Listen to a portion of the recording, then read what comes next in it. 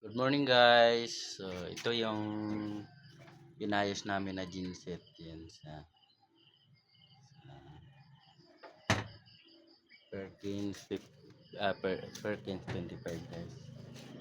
Yan siya. Okay na po siya guys. Yan yung genset. So yan guys. Okay na yan siya. Ang problema nito guys, galing namin sira itong ito sunog guys yan. G-light yan sira. May ginawa lang kami ng paraan dyan para mapaandar yung genset. So ito nasa inter island po ito guys. So hindi namin nakala na itong G-light ay nagkaroon ng problema. Ginawa lang namin ng paraan guys para magamit lang itong genset na ito. Yan. So okay na siya, pwede siyang gamitin pang samantala guys.